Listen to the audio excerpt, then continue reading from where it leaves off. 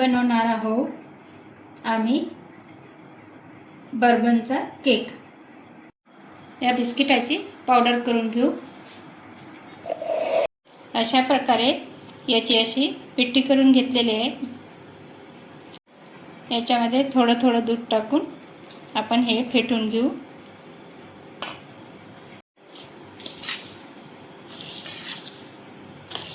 असं फेटायचं थोडं थोडं दूध टाकून।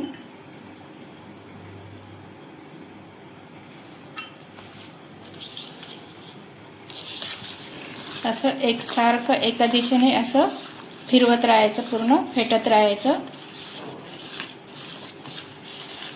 आमच्या घरी कोणी विकतचा केक खात नाही, म्हणून मग घरी बनवायचा। आज घरी वाढदिवस पण आहे, त्याच्यामुळे आम्ही घरी बनवत आहोत।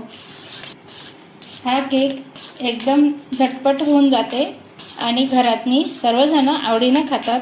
विकतचा केक तेवढा आवडीने कोणी खात नाही। तर थिकनेस बघा असा आलेला आहे थिकनेस। आता याच्यामध्ये एक इनोची पुडी टाकून घ्यायची। 4 बिस्किटचे पुडे घेतले। कुकरमध्ये करत आहोत तर कुकरचं भांडं घेतलं। याला आता छान असं तूप लावून घ्यायचं, याला चिटकू नये म्हणून। हे पूर्ण असं करून घ्यायचं। कुकरच्या भांड्याला सर्व बाजूने तूप लावून घेतलेला आहे। आता गॅसवर गरम करायला कुकर पण ठेवला। याच्यामध्ये हे स्टँड पण ठेवलेला आहे। याच्यावरती डब्बा ठेवायचा बिना पाण्याचा। तर याच्यामध्ये आपण ही इनोची पुडी टाकून घेऊ पूर्ण।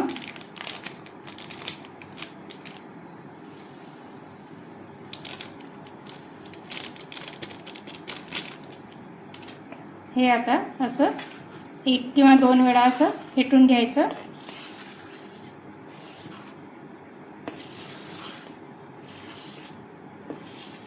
या भांड्यामध्ये आपण असं टाकून देऊ।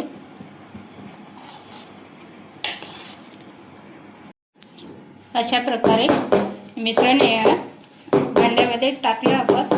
आता हे कुकरमध्ये ठेवून घेऊ। असं अलगद ठेवायचं आणि झाकण लावून घ्यायचं। 20 मिनिटं होऊ द्यायचं। याची शिट्टी काढून घेतलेली आहे। बिना शिट्टीचा कुकर 20 मिनिटं होऊ द्यायचा। गॅस मंद आचेवर करून घ्यायचा। झालेले आहे। गॅस बंद केला आणि आता कुकर खोलत आहे। बघा कसं छान झालेला आहे। केकच्या सजावटीसाठी आपण असे ड्रायफ्रूट लावून घेऊ। आणखी आपण 5 मिनिटं गॅसवर मंद आचेवर होऊ देऊ। ड्रायफ्रूट टाकून आपण 5 मिनिटं होऊ दिलेलं आहे। आता थंड करायसाठी काढून घेतला। आता आपण याच्यामध्ये ताटामध्ये काढायचं आहे उलटा करून।